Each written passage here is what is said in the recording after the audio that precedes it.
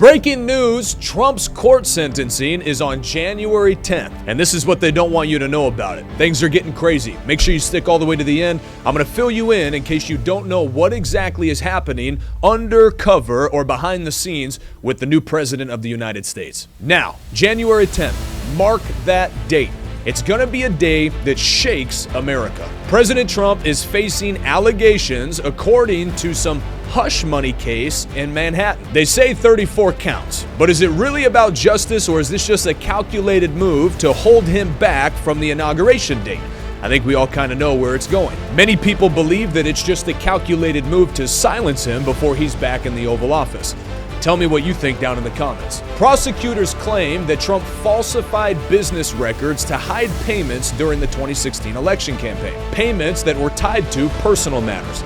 Sounds a lot like a soap opera, but they're treating it like it's Watergate 2.0. And apparently he's been found guilty on all 34 accounts. Yes, 34 accounts. But remember this, Trump is the first president-elect to face this kind of legal attack. We've never seen this before in history. And a lot of people believe that this has absolutely nothing to do with justice or to do with the law. But it feels like a pointed attack at the 45th and the 47th president of the United States. Now hang with me for a second.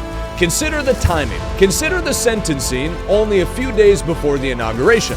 Are we really supposed to believe that it's just a coincidence? In reality, this whole narrative has dominated the media for the last few weeks, taking eyes off of everything that his campaign is installing into the United States. To me, it sounds like some deep state hierarchies are not very happy that he's coming in and really draining the swamp this time and really cleaning house. And here's the kicker. The judge has already hinted publicly that jail time is very unlikely, which shows us this is just a massive waste of time and waste of attention. So why drag it out? Critics say that it's just a strategy to tarnish Trump's reputation, ultimately to make his governing impossible. And Trump supporters are calling it for what it really is. I mean, let's call a spade a spade.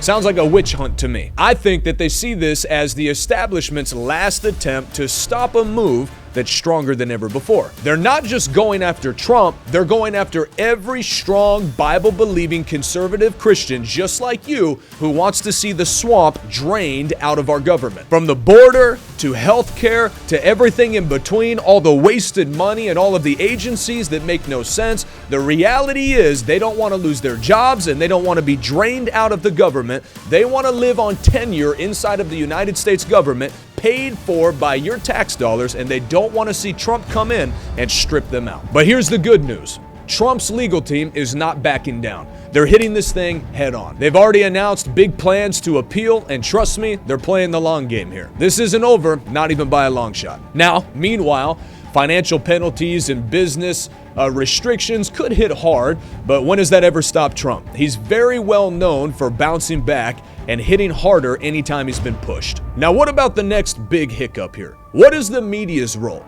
Are they biased? I think everybody knows the answer to that. From day one, mainstream media outlets have painted Trump as guilty before the trial even started. Sound familiar? Supporters are saying that this reflects a deeper bias of people that just genuinely hate Trump and everything that he stands for. They're not even interested in justice, they're interested in smearing his campaign. I believe it's a coordinated effort to sway the popular opinion. Now, what does this mean for America? I would say this case sets a pretty dangerous precedent. If they can really do this to a sitting president-elect, what is stopping them from going after anybody else? This is just one man challenging the system, challenging the deep state, challenging the swamp.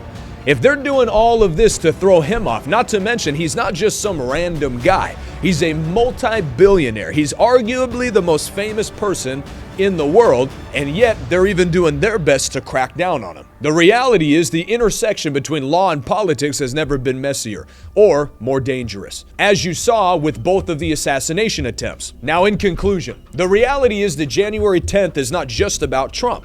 It's about the fight for justice, for truth, and the future of our democracy. And here's what you can do. Number one, stay informed.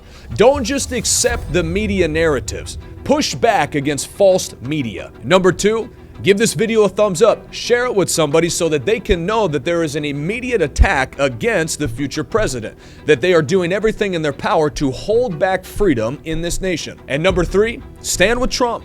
Stand with the conservative army. You saw with this recent election, you saw how it was a red wave. This nation believes in Bible principles and conservative Christian values, and they believe in the moral and integral standards that President Trump and all of his staff and cabinet are upholding.